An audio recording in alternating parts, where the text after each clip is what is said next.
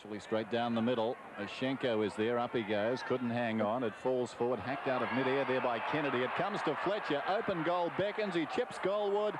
And it doesn't bounce through. Windsor kicks it out of midair. It's a goal.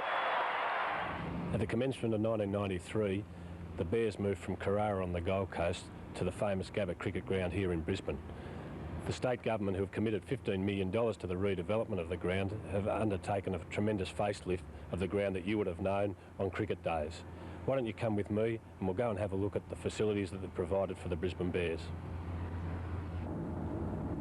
A major part of the redevelopment of the club has been the refurbishment of the old betting ring into our changing room and doctors and medical facilities. As you see, we have large rooms for our players, physios, doctors and training staff.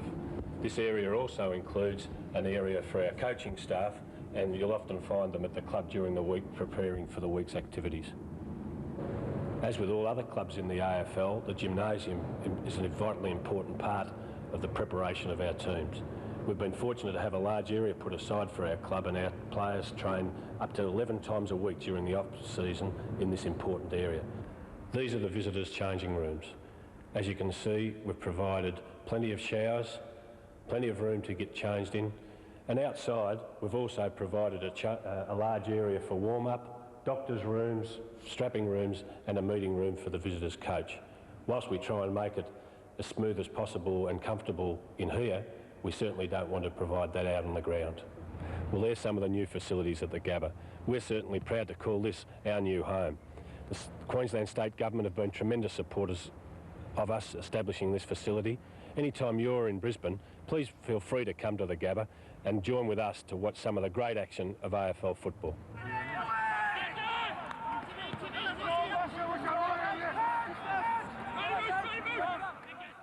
Well, coming to the Gabba has been the best thing that's ever happened to the Brisbane Bears. As you'd be aware, we were at Carrara for 5 or 6 years, and it was really a time of just treading water. There was really no improvements done to the ground. There was no feeling that it was going to be a permanent base, and as such it was hard to build a club around a situation like that. The surface of the ground, it's quite a spongy surface, and ball doesn't bounce all that high, and being able to practice on it every week, it's certainly an advantage when we play here.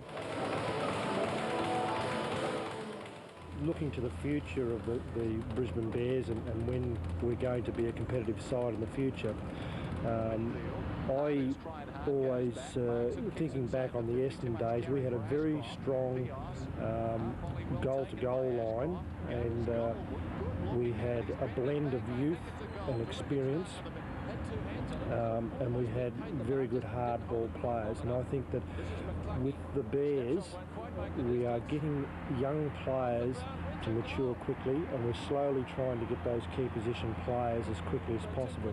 I would hope with good recruiting and good educating over the next 4 to 5 years, I really believe that you'll see the club improve over that time, and I think they could be a very good force to reckon with when these Chapmans, Bosses, etc. mature, I think, in about 4 to 5 years. Ashcroft going nowhere. Well done by Hart. Gets it across to Voss. Another one.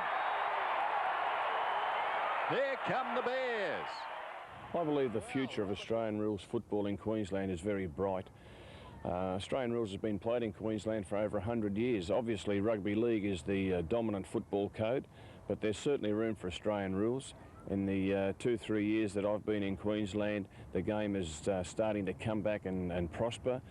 Junior football registrations are on the increase, on the up, and I believe that with the influx of many thousands of southern staters each year into Queensland, that the interest and the development of Australian rules can only grow.